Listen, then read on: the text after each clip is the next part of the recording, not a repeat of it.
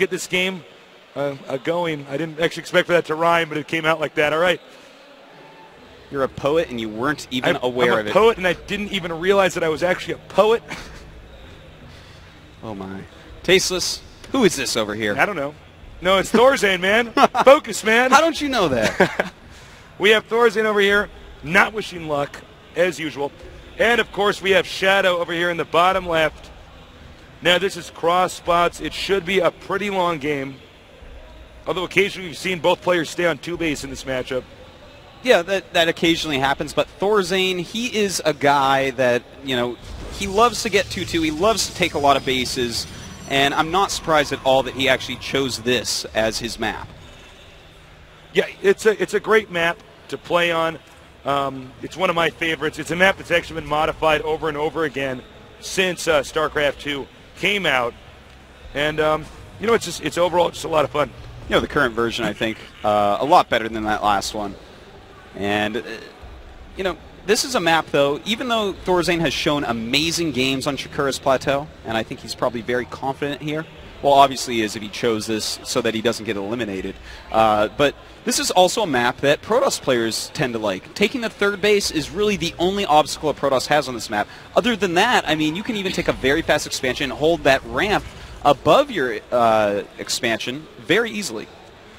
You know, that's one of the reasons why we do see both players stick on 2 bases. Protoss, that is the hardest part, is taking the 3rd base, as you said. 2-base medevac on a map where, you know, it's not that the bases are far apart, but the geography of the map kind of makes it a little bit difficult to get over there. Takes a while to walk around. You kind of have to get blink. Sometimes we end up in a situation where, yeah, they're both going for 2 bases for a long period of time. Looks like we're going to have quick Nexus now.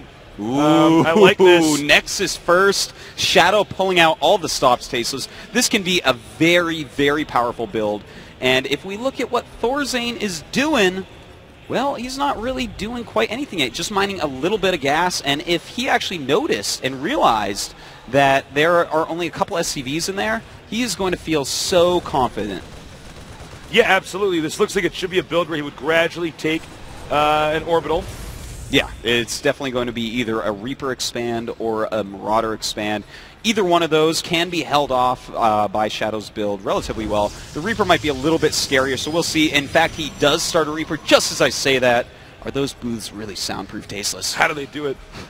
Or is he just so smart? He's so smart. Now, here we go with the SCV coming out and moving on the map. He scouted this, and Zealot on the way. Cybernetic score coming. Nexus coming now.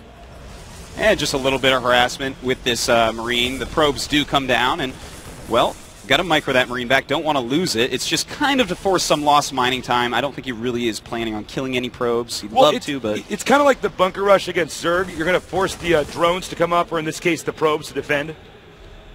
The Zealot is out, so that will pretty much end. And Thorzain just throwing down his command center. And I really like that. I feel it's a good move for Thorzain. He doesn't want to just go all in and hope that he can bust the Protoss. Now, because he forced a quick Zealot here, this Reaper might be able to do a ton of damage. A second Zealot's out. Now, the Reaper is considerably faster. This could do a ton of damage. Right now, I think it's going to be more up to Thorzain's control than really the Protoss' Shadow's defense. And we will see. He does not want to go too deep in that probe line. The probes will surround him. Nice micro so far, running through it. Very nice by Thorzain, dodging every hit so far. But the probes come out. Nice move there by Shadow. And still the Reaper is alive, but the Stalker's almost out. So that Reaper's life, it is about to end, Tasteless. He has 8 HP. But the Stalker comes out and says, leave it to me. This one's mine. Now, excuse me, not the Nexus. The Orbital is over here. Getting set up, so Terran did get to play a little bit of catch-up. I have to say that I expected the Reaper to do more damage. I don't know if going into the main was actually the best idea. Oh, you think he should have played around the Expo? The gateway's over here. You know, he could have come around here, done some damage in this region, and then hopped out and tried to come in somewhere else. Well, if we take a quick look in the Protoss main, you notice he's going for a robotics facility right after the gateway. And I tell you what, I think after this match, I'm going to go out and shake this man's hand and become friends with him, because he's obviously going to be rushing to an observer, Tasteless. Because when in doubt, don't be fancy. Make an observer. Go over there, scout your opponent's base, figure out what he's doing, and counter it. That is the best way to play. Yeah, you know, this game is all about intel. And, each player taking little peeks here. The Reaper, of course, as you were saying, it's so important to do scouting. The Reaper, not just used to harass, he did get some important intel as well. And an Observer is going to come out next, as you can see. Well, we're going to have to wait to see exactly what tech route he wants to take. Wait. Definitely planning on Colossus, I think. There it is. Yeah, there it is.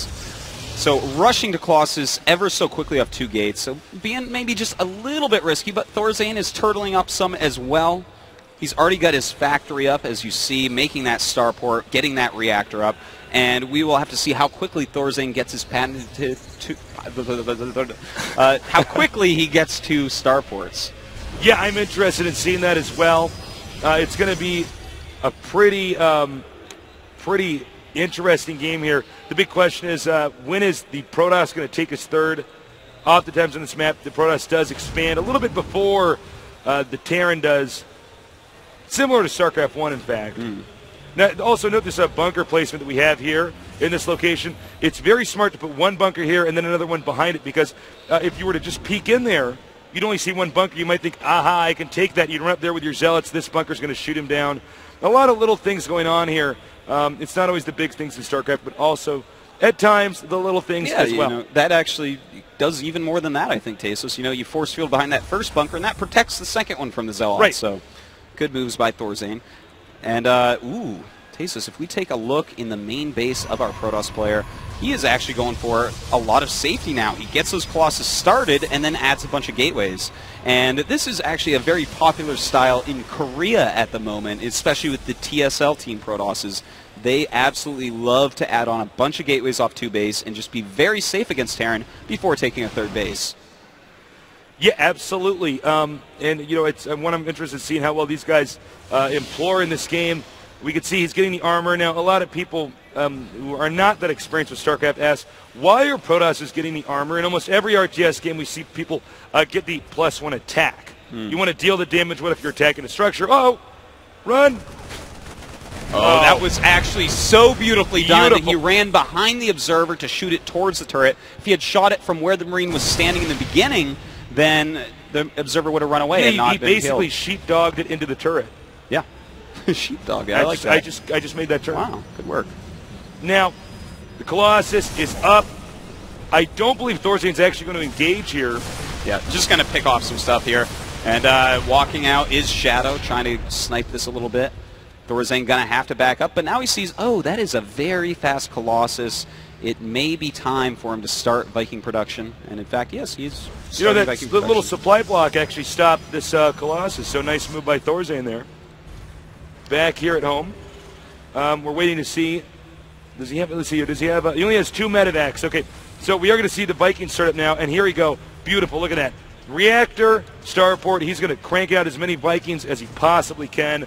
And that's so smart, because if you go just 1 starport Viking, then you might have enough Vikings, but guess what? You don't have enough of Tasteless. That's medevacs. Not even going to wait for you to answer. Just going to tell you that. You know what's interesting about that is, in a situation like that, every time you make the Terran stim, the medevacs are going to burn out their energy. Absolutely, and you have a bunch of zealots in there, a bunch of charged zealots. They're just going to go up and get some swipes in, and everything's going to be red, and it's going to be bad, Tasteless. And you know what? It's what's good about this is that you really cannot let the Terran, or excuse me, rather the Terran cannot let himself. This is the most unlucky Marine I've ever seen. The Terran is basically just not allowed to harass, because if he loses those medevacs or stims at all, like we said, he's going to be in trouble. So it's probably going to go down to 2 base here, pretty heavy. And as I say that, I look wrong. He's going for a command center here. So he'll probably take this location over here. In the meantime, our Protoss player is walking out across the map. He is getting charged right now. He is getting +1 attack as well and making that nexus. Interesting 3rd base placement by him. He's going to be able to zone out that area pretty well. Meanwhile, Protoss taking, as we see here, 3rd, doing a good job. Colossus moving around. Checking out what's back here. Nice. You see, this is what's so good about Thorzain. He always has units positioned all over the map. We saw the Marine and the Marauder get chased out earlier, but he's basically keeping stuff everywhere so that he doesn't have to scan as much. He can instead just use these cheap little units to scout, peek, poke in these different little locations. Quite true. Look at that. A lot of Vikings out right now. In fact, he's still making Vikings. I'd love to see him add just a few more medevacs in there, but, I can't have everything I want, Tasteless. The world isn't mine quite yet. Not quite yet. Now, Shadow is warping in 2 pylons over here. If the Terran does expand here, and it looks like he will, he wants to be ready. Uh-oh. He's scanning. These Colossi are not well defended. Charge just finished up, by the way, and that is going to help out any battle quite a bit. And, well, third bases at about the same time. Tasteless. Here we go. Some Marines stemming in here. He's going to try to assassinate the sentry. Oh, and does not nice using Guardian Shield to save himself. That's a nice move, and the Vikings coming in and almost getting a free Colossus. In fact, it does turn out to be almost free, only losing 1 Viking there. Very nice move by Thorzain. Yeah, 1 Viking for 1 Colossus. That's a bargain, Artosis. Yes, indeed it is. A force field. That's kind of the most random force field, but there as you can see, he just wants to play it safe. And if he's going to face him, he's going to face him head on. But there are a lot of Vikings here. There are a couple ghosts in this army. Thorzain known for his EMPs. A nice split going on by our Protoss. Throwing up his Guardian Shields. No, he's going to get EMP'd. There we go. The Charge Zealots going in, and the Vikings going after these Colossi so quick. Look at that beautiful micro by Thorzain. Not losing his ground army. Taking out the Colossus. That is patented Thorzain right there. Beautiful, beautiful army control. Yeah, you know, what's amazing to me about Thorzain is he just engages you and out-controls you and wins. I mean, he's so good at that. And as you can see down here, there's also a drop that's gone on over here, or rather a small amount of units going over here to harass. Back up here, he's landed the Vikings because there are no Colossi.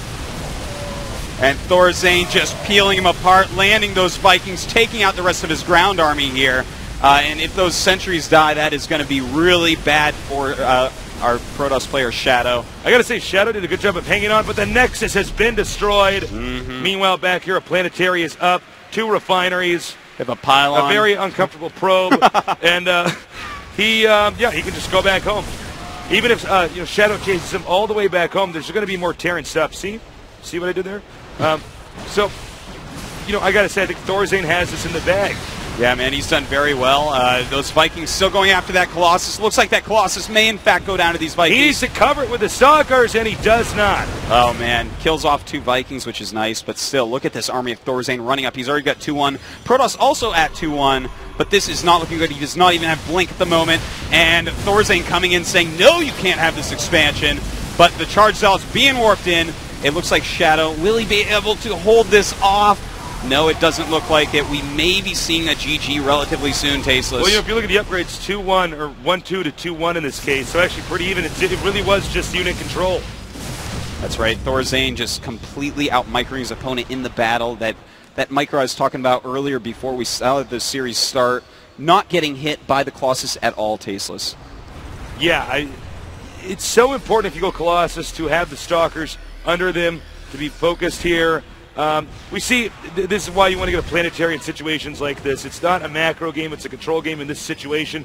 Now, getting the Stalker, you can position it here and start to fire down at the SCVs. A lot of people don't really use this strategy enough, but it's very effective. Yeah, the Zealot not doing much, probably just taunting those SCVs. Flipping them off, whatever, giving them the bird. Now, these Vikings, Marines, Marauders, Medevacs, M&M, moving out here. And I think he may just go for the kill. Yeah, I think so. These Stalkers are not going to stand up to the Marine Marauder. A few Zealots being warped in, but it is not enough. Down goes the Colossus. 1 left, but it is all alone up there. And right now, Thorzain is just playing overly safe. He's being very, very careful. Still microing. Look at that. Beautiful play. Not letting the splash damage do very much. And taking out the rest of the units. 72 supply against 164. Thorzain way in the lead. And GG and Thorzain. Well played. Ooh. You have your victor, Thorzain. A real force to be reckoned with. That was actually amazing play by Thorzain in that game 3. I have to hand it to Shadow, though.